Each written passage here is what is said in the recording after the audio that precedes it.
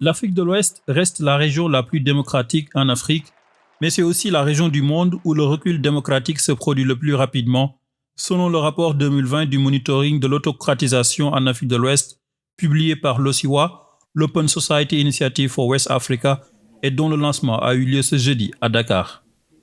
Nous avons tous observé depuis quelques années que nous rencontrions des difficultés avec la démocratie. Nous voyons beaucoup de rapports qui circulent sur l'état de la démocratie, pas spécifiquement en Afrique de l'Ouest, mais de façon globale, que ce soit en Afrique ou dans le monde. Et on a voulu donc utiliser des données qui existent déjà pour mettre le doigt, n'est-ce pas, sur là où nous en sommes aujourd'hui en matière de progrès ou de régression de la démocratie en Afrique de l'Ouest.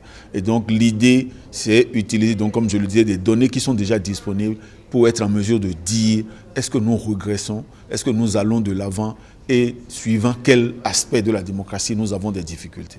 Ce rapport souligne les avancées et les reculs démocratiques de l'Afrique de l'Ouest, et qui reste la région la plus démocratique en Afrique, mais où on note un recul démocratique depuis 2016.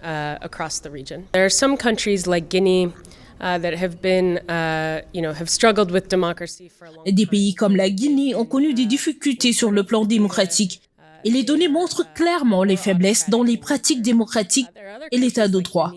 D'autres pays comme le Bénin et le Mali ont connu d'importants succès, mais nous avons aussi noté une récession démocratique avec notamment la qualité des élections, la liberté d'expression, la protection des droits et libertés et l'état de droit. La dégradation de la qualité des élections, l'affaiblissement du contrôle parlementaire sur l'exécutif et la détérioration de l'environnement pour une participation des citoyens et de la société civile font partie des principales faiblesses de la démocratie dans la sous-région.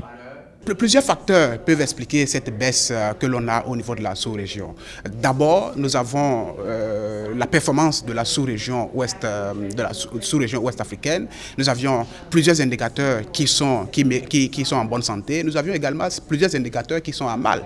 Et donc, mettre tous ces aspects ensemble peut apporter une balance vers les aspects que l'on observe en ce moment-ci. Mais les démocraties sont en train de se consolider indépendamment des aspects qui diminue sa performance. Fruit d'un travail collégial, ce premier rapport sur l'état de la démocratie dans les 15 pays membres de la CEDEAO, la communauté économique des États d'Afrique de l'Ouest, met en évidence les progrès et les reculs démocratiques dans la sous-région en proie à différents soubresauts politiques et sécuritaires.